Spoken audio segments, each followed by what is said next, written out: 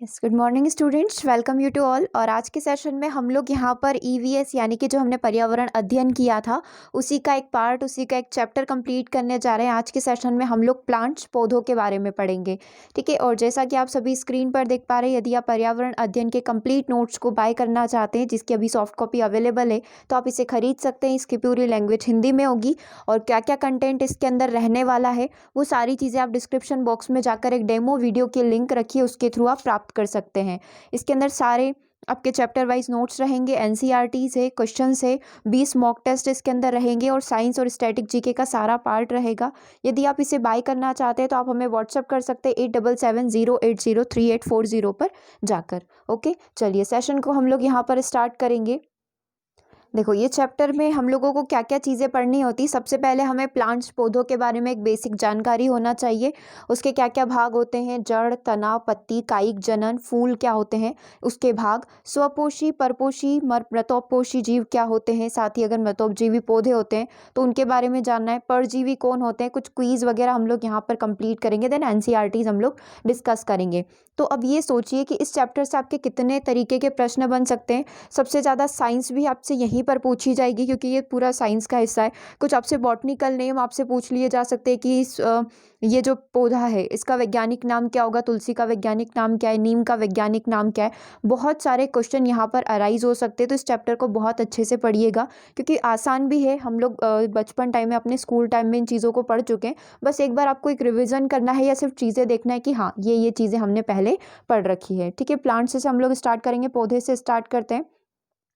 पौधों के भाग में दो प्रमुख तंत्र होते हैं, एक तो होता है जड़ तंत्र और दूसरा होता है प्ररोह तंत्र, ठीक है। जड़ तंत्र क्या होता है, यह पौधों का जमीन से जुड़ा हुआ भाग रहता है। जो जमीन से जुड़ा हुआ भाग है इसे आप यहाँ पर देख सकते हैं, इसे हम लोग बोलते हैं जड़ तंत्र। और जो ऊपर की ओर वृद्धि करता है उसे बोला जाता है यहाँ पर प्ररोह तंत्र, ठीक है। इसका यदि आप स्ट्रक्चर देखना चाहें तो कुछ इस तरीके का स्ट्रक्चर दिखेगा माइक्रोस्कोप से देखने के थ्रू। तो ये जड़ तंत्र हमारा हो गया, और ये जो ऊपर जो निकलता है इसे प्ररोह तंत्र यहाँ पर बोला जाता है। ये दो भाग है। अब हम लोग पर्टिकुलर एक एक चीज़ की यहाँ पर बात करें, एक एक पार्ट को डिस्कस करें, तो सबसे पहले हम लोग बात करेंगे जड़ की, क्योंकि वो ही बेस है, वो ही आधार है। जड़ के कार्य क्या होते हैं। जड़ पौधों को मिट्टी में स्थिर रखती है। जड़ें मिट्टी से जल व पानी को अवशोषित करती है। जड़ें मृदा अपरदन को रोकती है, जो सॉइल इरोजन होता है उसको रोकने का कार्य करती है। जड़ का विकास बीजा के जो बीज है उसके मूलांकुर से होता है, सीड के मूलांकुर से होता है, तथा भूमि के भीतर नीचे की ओर प्रकाश के बिना, प्रकाश से दूर ये वृद्धि करता है। बिल्कुल बेसिक सी बात जड़ के बारे में। अब जड़ की क्या क्या विशेषताएं होती है। जड़ का विकास बीज के मूलांकुर से हो रहा है, ये इसकी एक विशेषता हम लोग बोल सकते हैं। अंधकार में रहने के कारण, क्योंकि जमीन के अंदर होगी, रोशनी वहां पहुंचेगी नहीं, तो ये रंगहीन होती है। जड़ के कितने प्रकार होते हैं वो भी हम लोग डिस्कस करेंगे। जड़ों पर एक कोशिकीय मूल रोम पाए जाते हैं। जड़ की कोमल भाग, जड़ जो है कि कोमल भाग की रक्षा करते, ये जो भाग है ये इसकी कोमल भाग की रक्षा करते हैं, तथा इससे एक प्रकार का द्रव निकलता है जो कठोर कणों में घुलने में सहायता करता है। जो मिट्टी के कठोर कण होते हैं, जहाँ तक जड़ नहीं पहुँच पाती है या फिर जड़ उसको भेद कर पार नहीं कर पाती है, तो उसको इसके अंदर एक प्रकार का लिक्विड द्रव हम लोग बोल सकते हैं, जो कठोर कण होते हैं उनके अंदर जाने में जड़ की मदद करता है। इस कारण जड़ें क्या होता है, आसानी से भूमि के अंदर प्रवेश कर सकती है। ये बेसिक सी बात हो गई जड़ की। अब जड़ की हम लोग कैटेगरी पढ़ेंगे, तब हम देख लेंगे कि जड़ कितने प्रकार की होती है। दूसरे की यदि हम लोग बात करें, तना, पौधे का जमीन से जो ऊपरी भाग है वो तना यहाँ पर कहलाता है। ये स्तंभ के समान होता है, इसका मतलब एक पोल के समान होता है, जिस पर पत्ती, फूल, शाख आदि होते हैं। जिस स्थान पर तने से टहनी या पत्ते निकलते हैं, मान लो ये पौधा है, यहाँ से पत्ते और टहनी निकल रहे हैं, उसे पर्व संधि बोला जाता है। और दो गांठियों के बीच में जो स्थान पाया जाता है उसे पर्व कहा जाता है। तो ये बात हो गई पर्व की और पर्व संधि की। जिस स्थान से नई टहनी, पत्ते या फूल विकसित होते हैं उसे कली या कलिका कहते हैं, ठीक है। कोई भी फूल निकलने वाला है तो उसे कली हम लोग वहां पर बोलेंगे, या फिर कलिका हम लोग उसे बोल सकते हैं। अब इसकी विशेषताएं क्या क्या होती है। इस पर पर्व और पर्व संध्या पाई जाती है। इस पर कलिकाएं होती है, शाखा, पत्ती और फूल इससे उत्पन्न होते हैं। अब इसके दो प्रकार के होते हैं, ठीक है। तने के दो प्रकार होते हैं। एक तो होते हैं सीधे खड़े हुए तने। ये तने भूमि की सतह पर अपनी शक्ति से खड़े रहते हैं। शाखी पौधों में ये हरे व मुलायम होते हैं, इनमें लकड़ी की मात्रा बहुत कम होती है, ठीक है। हम झाड़, शाख, तना पढ़ते हैं, उसमें जो हम लोग शाख की बात करें तो इनमें लकड़ी की मात्रा बहुत कम होती है। झाड़ियों और वृक्षों में प्राय ये भूरे रंग के हो सकते हैं, इनमें लकड़ी की मात्रा अधिक होती है। आकार में ये गोलाकार हो सकते हैं, बेलनाकार हो सकते हैं, चपटे आदि प्रकार के ये हो सकते हैं और इन पर पाई जाती है छाल। ओके। अब होते हैं दुर्बल तने जो खुद से अपनी शक्ति पर खड़े नहीं रह सकते हैं। इस प्रकार के तनों में लकड़ी की मात्रा अत्यधिक कम होती है। इनमें अपनी शक्ति से भूमि पर खड़े रहने की क्षमता नहीं होती है। ऐसे तने भूमि व जल अथवा किसी आधार की सतह से फैल जाते हैं अथवा किसी आधार का सहारा, कोई भी बेस का सहारा लेकर वो खड़े होने की कोशिश करते हैं। तो तने के ये दो प्रकार हो गए। अब अगर अपन बात करें कि तने के क्या क्या कार्य यहाँ पर होते हैं, तो तने के कार्य को हम लोग यहाँ पर डिस्कस कर लेते हैं। सबसे पहला है संवहन तंत्र। संवहन तंत्र क्या करता है? जड़ों द्वारा भूमि से अवशोषित जल और खनिज लवणों को शाखाओं, पत्तियों, पुष्प, फलों तक पहुंचाने का कार्य करता है। इसे ट्रांसपोर्टेशन की प्रोसेस हम लोग बोल सकते हैं। क्या बोला गया है यहाँ पर? संवहन तंत्र क्या करेगा? जो भूमि से चीज़ों को अवशोषित कर, भूमि से जो जितनी भी मात्रा है उसको अवशोषित करके पत्ती, पुष्प और फूलों तक पहुंचाने का कार्य करता है। पौधों में जो जल अधिग्रहण और परिवहन का कार्य जाइलम उत्तक के द्वारा किया जाता है। जाइलम आपने पढ़ा होगा, जाइलम और फाइलम दो चीज़ें होती है। जाइलम करता क्या है? जितना भी जमीन से, मिट्टी से जितना भी पदार्थ होगा उसको अवशोषित करेगा और पौधों के विभिन्न भागों तक पहुंचाने का ये कार्य करता है। ठीक है। खाद्य पदार्थों का स्थानांतरण। तना जो है पौधों के विभिन्न भागों को पत्तियों द्वारा निर्मित भोजन को स्थानांतरित करता है, जिसे हम लोग फाइलम बोलते हैं। फाइलम का कार्य यही होता है। वो क्या करता है? पत्तियों ने जो भोजन बनाया है उसको पौधों के विभिन्न भागों तक पहुंचाने का ये कार्य करेगा। तो ये दो नाम आप ध्यान रख सकते हैं। सहारा प्रदान करने का कार्य करता है। तना, शाखा, पत्ती, पुष्प, फूल जितने भी होते हैं उन सभी को सहारा प्रदान करने का कार्य करता है। तना भोजन निर्माण में मदद करता है। शाखी हरे तने प्रकाश संश्लेषण द्वारा कार्बनिक भोजन बनाते हैं तथा मरुद्भिद पौधे जो होते हैं जो रेगिस्तान में उगते हैं, इसमें तना पर्णाभ स्तंभ के रूप में पाया जाता है जो पत्तियों के समान प्रकाश संश्लेषण का कार्य करता है। ये बस हल्का सा डिफरेंस है, क्योंकि हमें पता है पत्तियां यहाँ पर फोटोसिंथेसिस की प्रोसेस करती है, लेकिन जो मरुद्भिद पौधे रेगिस्तान में पाए जाते हैं उनमें पत्तियां नहीं होती, तो उसमें तना ही जो भोजन बनाने का यहाँ पर कार्य करता है। ठीक है। नागफनी, रसकस और सतावर आप इन पौधों के उदाहरण यहाँ पर देख सकते हैं। अब हम देखेंगे आरोहण क्या होता है। देखो, आरोहण किस में होता है? अंगूर, कद्दू, पैसीफ्लोरा आदि दुर्बल पौधों में तना जो है प्रतान में रूपांतरित हो जाता है, क्योंकि इनकी जो होती है हम लोग बोल सकते हैं कि एक बेल के रूप में चलती है, तो इनको खड़े रहने के लिए एक सहारा चाहिए होता है। तो ये क्या करते हैं? इनका जो तना है वो प्रतान के तरीके से, प्रतान आप ऐसे बोल सकते हैं इस तरीके से, जो स्प्रिंग होती है, तो ये क्या करते हैं? इनके सहारे चलने वाले पेड़ जो होते हैं या पेड़ जिनके सहारे ये चल रहे हैं या फिर जहाँ पर भी इनको सहारा मिल रहा है उसको इस तरीके से टाइटली पकड़ लेते हैं ताकि आसानी से ग्रो अप कर पाए। ठीक है। तो प्रथम पौधे को मुख्य तने के ऊपर उठने में ये मदद करेगा, और साथ ही क्या होता है? पत्तियों के समुचित जो जितनी भी पत्तियां हैं, लीव्स है, उनको क्या हो पाए? सूर्य का प्रकाश यहाँ पर प्राप्त हो पाए। इस प्रकार से तना जो है आरोहण में भी मदद करता है। आगे हम लोग बात करें कायिक जनन क्या होता है, या फिर कायिक जनन की परिभाषा क्या है, वेजिटेटिव रिप्रोडक्शन की परिभाषा क्या होती है। तो पौधों के जो कायिक भाग होते हैं, जैसे जड़, पत्ती, शाखा आदि से नए पौधों का निर्मित होना ही कायिक जनन कहलाता है। इनके दो भाग होते हैं, एक तो ये प्राकृतिक रूप से होते हैं, दूसरा ये मानव निर्मित भी हो सकते हैं। नेचुरल वेजिटेशन जो रिप्रोडक्शन होता है वो किस तरीके से होता है? पौधों में स्वयं होने वाले कायिक जनन। कायिक जनन का मतलब आपने देख लिया, पौधों के किसी भी भाग से अन्य भागों का जन्म होना या फिर उत्पन्न होना, जो प्रकृति की एक जनन या प्रवर्धन की प्रक्रिया है, कायिक जनन यहाँ पर कहलाता है। यह कितने प्रकार से हो सकता है? कुछ प्रकार इसके यहाँ पर दिए गए, जैसे जड़ों के द्वारा, एक जड़ से दूसरी जड़ पे पौधों का निर्माण हो जाना, पत्तियों के द्वारा ये हो सकता है, इसी तरीके से तने के द्वारा भी ये हो सकता है। तो सबसे पहले हम लोग पढ़ सकते हैं जड़ों के द्वारा कायिक प्रवर्धन किस किस में होता है। सतावर, डहलिया, शकरकंद, परवल की साग आपने सुना होगा। परवल आदि पौधों की जड़ों पर अपस्थानिक कलिकाएं पाई जाती है। ये अनुकूल वातावरण में विकसित होकर वापस से नया पौधा यहाँ पर निर्मित कर लेती है। तो जड़ों के द्वारा कायिक प्रवर्धन हो सकता है। पत्तियों के द्वारा बात करें तो अजूबा, बिगोनिया आदि की पत्तियों पर अपस्थानिक कलिकाएं पाई जाती है। इनको पर्ण कलिकाएं भी कहते हैं। अनुकूल परिस्थितियों में ये भी वापस से नए पौधे को जन्म यहाँ पर दे सकती है। अगर हम बात करें भूमिगत तने, भूमिगत तने से हम लोग अच्छी तरीके से परिचित भी हैं। अदरक का प्रकंद हो गया, आलू का कंद हो गया, अरबी का घनकंद हो गया। अच्छा, एक चीज़ और आप यहाँ से देख सकते हो, आपसे क्वेश्चन इस तरीके से बनते हैं, अदरक का कौन सा भाग खाया जाता है, आलू का कौन सा भाग खाया जाता है, अरबी का कौन सा भाग आप खाते हैं। इस तरीके से आपके एक एक पॉइंट भी बनते जाएंगे। तो ये सारी क्या है? अनुकूल वातावरण में अपस्थानिक कलिका इनसे निकल आती है और ये वापस से नए पौधे का निर्माण कर देती है। ठीक है। आगे हम लोग बात करते हैं प्राकृतिक जनन की, हमने बात कर ली। अब कृत्रिम या कायिक जनन की, एक आर्टिफिशियल वेजिटेटिव रिप्रोडक्शन की हम लोग यहाँ पर बात करेंगे।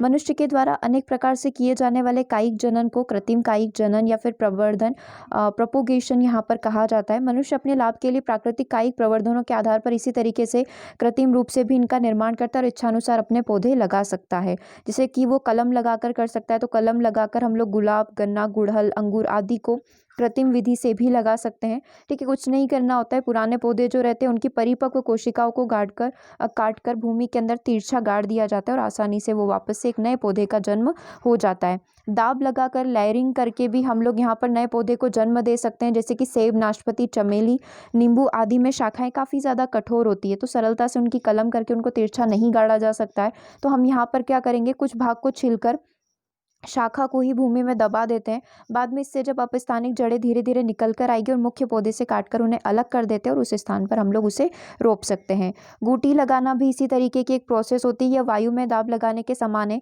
किसी शाखा को छीलकर खाद युक्त मिट्टी वहां पर लेप दी जाती है। इसके ऊपर टोट इत्यादि लगाकर उस पर सुतली से लपेट दिया जाता है ताकि वो अलग ना हो, मिट्टी उस पौधे से अलग ना हो। धीरे धीरे जब उसके अंदर जड़ें निकल आती है तो उसको वहां से हम लोग अलग कर देते हैं। ठीक है, उसको पौधे से काट कर अलग करके दूसरी जगह मिट्टी में रोप दिया जाता है। यहाँ पर ये मेन चीज़ है कि इसको पौधे से भी सपोर्ट मिल रहा है और साथ ही वो मिट्टी में भी अपने जड़ों को जन्म दे पा रही है। अगले हम लोग बात करते हैं विव ग्राफ्टिंग की, यानी कि कशारोपण की। घटिया पौधों को तिरछा कलम की भांति काट लिया जाता है, इसे स्कंद कहते हैं। अच्छी जाति के पौधे से एक नया शाखा या कलम करके तिरछी वाली जो हमने काटी थी, जो खराब थी, उसका पौधा इतनी अच्छा नहीं था, तो उसके साथ मिलाकर एक नए पौधे का जन्म यहाँ पर दे दिया जाता है। तो ये सारे मानव निर्मित हैं। ठीक है, इसी तरीके से नींबू वगैरह का जो होता है कि एक अच्छा नींबू है, अच्छी क्वालिटी का, एक मीठा वाला है, तो उसको मिलाकर भी हम लोग इस तरीके से कृत्रिम रूप से एक नए पौधे को जन्म यहाँ पर दे सकते हैं। अब इसका महत्व क्या होगा वो हम लोग यहाँ पर जान लेते हैं। नए पौधे काफ़ी कम समय में उगाते हैं। नए पौधे मात्र पौधों की तरह ही होते हैं, मतलब नए पौधे का जो जन्म हुआ है वो भी अब क्या करेगा, आगे जाकर फिर वापस एक नए पौधे को जन्म दे सकता है। ठीक है, इनमें कोई भी विभिन्नता यहाँ पर नहीं आती, वो बिल्कुल सेम होते हैं। अनेक जंगली और बेकार पौधों को कृत्रिम कायिक जनन के द्वारा उपयोगी पौधों में बदला जा सकता है। पौधे नए वातावरण से कम प्रभावित होते हैं। बीज से उत्पन्न होने वाले नवोद्भिद पौधे पर वातावरण का अधिक प्रभाव करता है, क्योंकि वो स्टार्टिंग से लेकर उनको पूरा प्रोसेस करना पड़ेगा, समय भी अधिक लगेगा और वातावरण भी बहुत ज़्यादा इम्पैक्ट वहाँ पर करता है। अब इसकी हानियाँ क्या क्या होगी, हानियाँ हम लोग 1 से 2 देख लेते हैं। कायिक जनन से पौधों की प्रजनन शक्ति थोड़ी कम यहाँ पर हो जाती है। ठीक है, नए पौधे जो होते हैं मात्र पौधों के आसपास उगने वाली भूमि, जल, खनिज, प्रकाश, वायु आदि के लिए यहाँ पर संघर्ष करते रहते हैं। विभिन्नताओं के अभाव में नई जातियां यहाँ पर विकसित नहीं हो पाती है। ये सारी बात हो गई तने की, और कायिक जनन हमने प्रजनन पढ़ लिया। अब हम लोग बात करते हैं पत्ती की। पत्ती पौधे का एक महत्वपूर्ण भाग होती है। यह आकार में चौड़ी, चपटी व हरे रंग की हो सकती है। ठीक है, इसके चौड़े भाग के मध्य में एक कोशिका होती है। इस तरीके की एक कोशिका होती है जिससे अनेक शिराएं निकल कर आती है जो उसके चारों ओर फैल जाती है। पत्तियां तने की पर्व संधि से उत्पन्न होती है। पत्तियों के द्वारा पौधे में प्रकाश संश्लेषण, वाष्पोत्सर्जन की प्रोसेस और श्वसन की प्रक्रिया यहाँ पर चलती रहती है। पत्तियों को पौधों का रसोई घर, किचन रूम बोला जाता है। पत्तियों का वह भाग जो तने से जुड़ा रहता है, जो पत्तियों का ये भाग, मान लो पत्ती का ये भाग जो तने से जुड़ा हुआ है, इसे पर्णवृंत बोला जाता है। अगला पॉइंट है पत्ती के चपटे हरे भाग को फलक, ब्लेड बोला जाता है। पत्ती की रेखांकित संरचनाओं को हम लोग शिराएं बोलते हैं। ये जो हमने देखा था इसे शिराएं यहाँ पर बोला जाता है। और पत्ती की मध्य में जो मोटी शिरा होती है, जो शिराओं द्वारा डिजाइन तैयार की जाती है, उसे शिरा विन्यास यहाँ पर बोला जाता है। आप इस पत्ती को यहाँ पर देख सकते हैं। ठीक है, ये हमारा पूरा, 1 सेकेंड, ये हो गई हमारी पूरी पत्ती, ये इसकी पूरी ब्लेड हो गई, ये शिरा हो गई, और ये जो यहाँ पर इस तरीके से निकली हुई है छोटी छोटी सी, इन्हें शिरा विन्यास यहाँ पर बोला जाता है। ओके, चलिए आगे हम लोग यहाँ पर बढ़ेंगे। अब हम देख लेते हैं पत्तियों के कार्य क्या होते हैं। तो ये सबसे पहले फोटोसिंथेसिस, प्रकाश संश्लेषण की प्रक्रिया में महत्वपूर्ण योगदान देती है। यह पत्ती का मुख्य कार्य होता है। इस क्रिया में पत्ती कार्बन डाइऑक्साइड और जल की सहायता से पर्णहरिम यानी कि क्लोरोफिल तथा सूर्य के प्रकाश की उपस्थिति में कार्बनिक भोजन का निर्माण करती है। भोजन निर्माण करना तथा जल संग्रह करना इसका कार्य होता है। अनेक पौधों की पत्तियों में भोजन तथा जल संचित हो जाता है, जिसके कारण वह मांसल और मोटी हो जाती है। एग्जाम्पल आप देखना चाहें तो देख सकते हैं, प्याज लहसुन के जो पत्ते होते हैं वो थोड़े थोड़े मोटे होते हैं। ठीक है, वाष्पोत्सर्जन की प्रक्रिया में ये अपना योगदान देती है। इस क्रिया में पत्तियां जो है रंध्र द्वारा, रंध्र मतलब कि छिद्र, छोटे छोटे से जो पोर छिद्र होते हैं उसके द्वारा जल को भाप के रूप में बाहर निकाल देती है। तो ये भी इनका एक प्रोसेस होता है। अब बात करें रक्षा की, तो कुछ पौधों की पत्तियां कांटों के रूप में बदल जाती है। एक तो वो पानी को सेव करना चाहती है, उसके अंदर जितनी भी एनर्जी उसको सेव करना चाहती है, साथ ही जंतुओं से रक्षा करने के लिए भी ये कार्य पत्तियों के द्वारा किया जाता है। अब हम लोग बात कर लेते हैं फूल की। सबसे पहले आप इसका इमेज देख लीजिए, इस तरीके का पिक्चर होता है फूल का। क्या क्या भाग होते हैं? मादा जननांग, नर जननांग यानी कि जायांग और पुमंग यहाँ पर दिया हुआ है। ठीक है। वर्तिकाग्र होती है जो आप यहाँ पर देख पा रहे हैं। फिर होती है हमारी वर्तिका, ये नली आप देख पा रहे हैं, इसे अंडाशय बोला जाता है। ये हमारा होता है बाह्य दल, सबसे पहले बाह्य दल का ही निर्माण होता है। फिर ये होता है इसका नॉर्मल वाला दल, ये होता है इसके पुतंतु, और ये होते हैं इसके परागकोश। ये आप देख पा रहे हैं, ये परागकोश है और इसे बोला जाता है पुतंतु। और ये दोनों किसके भाग है? पुंकेसर के भाग है। और ये वाला जो है ये पूरा भाग किसका है? स्त्री केसर का है। ठीक है। अब एक एक करके सारी चीज़ों को हम लोग यहाँ पर डिस्कस कर लेते हैं। सबसे पहले दल पंखुड़ी को हम लोग यहाँ पर डिस्कस करेंगे। यह फूल में पत्तियों का दूसरा चक्र होता है, क्योंकि सबसे पहला होता है बाह्य दल, जिसे बोला जाता है जहाँ से ही पुष्प का निर्माण होना या फूल का निर्माण होना शुरू होता है। ठीक है। तो ये पत्तियों का दूसरा चक्र इसे बोला जाएगा। ये सामान्यतः रंगीन होता है और इन्हें रंगदार पत्तियां हम लोग बोल सकते हैं। इसके कारण फूल विभिन्न रंग के होते हैं, यह कीटों को आकर्षित करता है और जो इनका जो प्रोसेस होता है उसमें ये मदद करता है। दूसरा हम लोग यदि बात करें पुंकेसर की, यह फूल का नरजनन भाग होता है, क्योंकि पुंकेसर और स्त्री केसर दो नाम हमने अभी पढ़े। नरजनन भाग होता है, इसकी प्रत्येक इकाई को स्टैमन कहा जाता है। इसके दो प्रमुख भाग होते हैं, एक तो होता है परागकोश और दूसरा होता है पराग तंतु, आप इसे बोल सकते हैं। परागकोश में परागकण उपस्थित होते हैं जो अंकुरित होकर नर युग्मक उत्पन्न करते हैं। फिर हम लोग यदि बात करें स्त्री केसर की, यह फूल का मादा जनन अंग होता है। इसके प्रत्येक इकाई को कार्पल कहा जाता है। ध्यान रखिएगा, स्टेमन पुंकेसर में होता है और कार्पल स्त्री केसर में होता है। यह फूल का सबसे अंदर वाला भाग होता है। इसके अंदर 3 भाग आते हैं, एक आता है वर्तिकाग्र, दूसरा आता है वर्तिका नली और तीसरा आता है अंडाशय। वर्तिकाग्र क्या होता है? यह कार्पल का सबसे ऊपर वाला फुला हुआ भाग रहता है। इसके चिपचिपा होने के कारण परागकण आकर इस पर चिपक जाता है। वर्तिका नली की बात करें जिससे वो लगा हुआ था वर्तिकाग्र। ठीक है। तो वर्तिका नली एक पतली लंबी नलिका होती है। बीजांड तक पहुंचने के लिए पराग नली इसमें से होकर गुजरती है। अंडाशय की यदि हम लोग बात करें, यह कार्पल का सबसे नीचे वाला हिस्सा होता है, फुला हुआ भाग होता है। इसमें बीजांड उपस्थित होते हैं। निषेचन के बाद यह फल में तथा बीजांड जो होता है वो बीजों के रूप में विकसित हो जाता है। ठीक है। इस तरीके से ये पूरे फूल के भाग हमने डिस्कस कर लिए। अब हम लोग यदि थोड़ा सा और आगे बढ़ें, पौधों की बात करें, स्वपोषी पौधे क्या होते हैं, परपोषी पौधे क्या होते हैं, मृतोपजीवी क्या होते हैं। तो सबसे पहला भाग है हमारे पास स्वपोषी पौधे। देखो, इसमें स्वपोषी कौन होते हैं? स्वपोषी पौधे वे पौधे होते हैं जो क्लोरोफिल तथा सूर्य की उपस्थिति में कार्बन डाइऑक्साइड तथा जल से अपना भोजन स्वयं बनाते हैं, स्वपोषी कहलाते हैं। क्या बोला गया? क्लोरोफिल प्रेजेंट है। सूर्य के प्रकाश की उपस्थिति, जब सूर्य का प्रकाश रहेगा, क्लोरोफिल रहेगा, तो वहाँ से ये क्रिया करके कार्बन डाइऑक्साइड तथा जल से अपने भोजन का निर्माण करते, खुद ही अपना भोजन बनाते, स्वपोषी कहलाएंगे। परपोषी की यदि हम लोग बात करें तो जो अपना भोजन स्वयं नहीं बना पाते तथा दूसरे अन्य पौधों तथा पशुओं पर आश्रित होते हैं, उन्हें परपोषी कहलाते हैं। ये 2 प्रकार के हो सकते हैं, मृतोपजीवी हो सकते हैं और परजीवी हो सकते हैं। मृतोपजीवी वे पौधे होते हैं जो अपना भोजन अन्य प्राणियों के मृत शरीर से या फिर अपघटित शरीर से प्राप्त करते हैं, जैसे कि कवक, फफूंद, मशरूम आदि हो गए।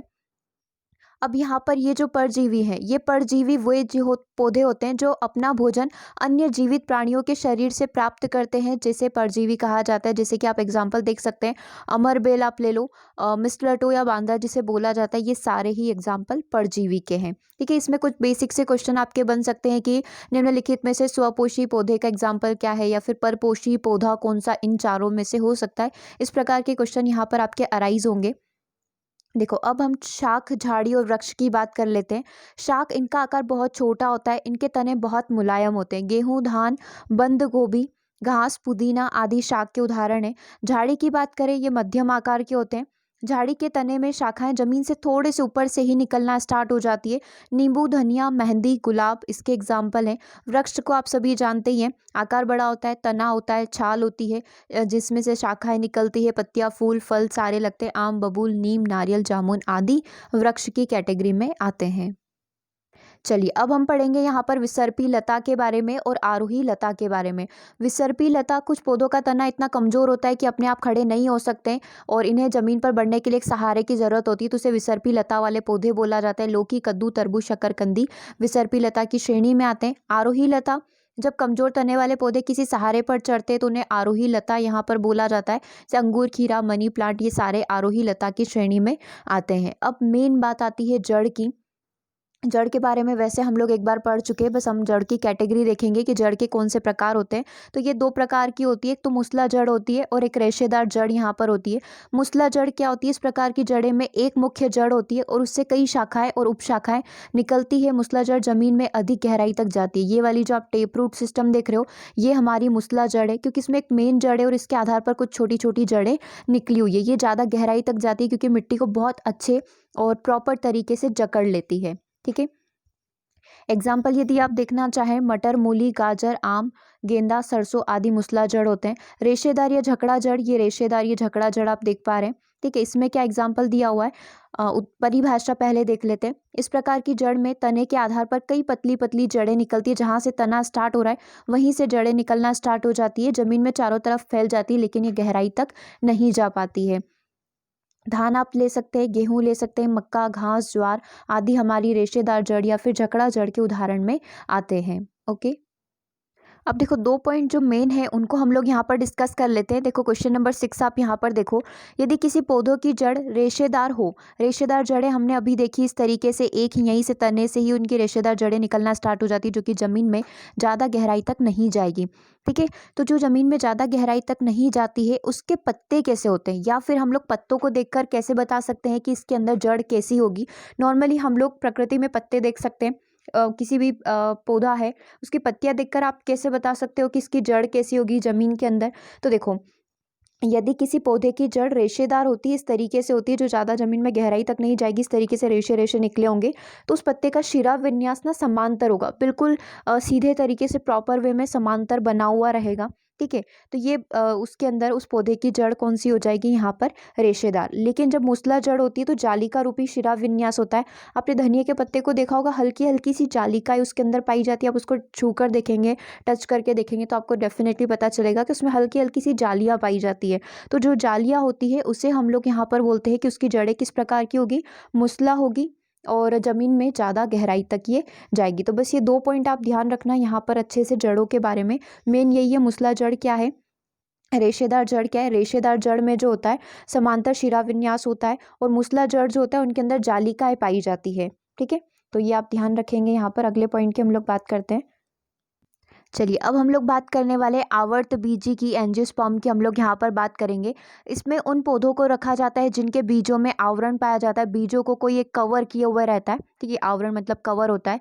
दूसरा पॉइंट है, इस समुदाय के पौधों को पुष्पीय पादप भी कहा जाता है, क्योंकि इनमें पूर्ण रूप से विकसित फूल पाए जाते हैं। अब तक लगभग 2.5 लाख के समथिंग प्रजातियों को यहाँ पर खोजा जा चुका है। सबसे अधिक विकसित पादप इनको बोला जाता है, श्रेणी में रखा जाता है।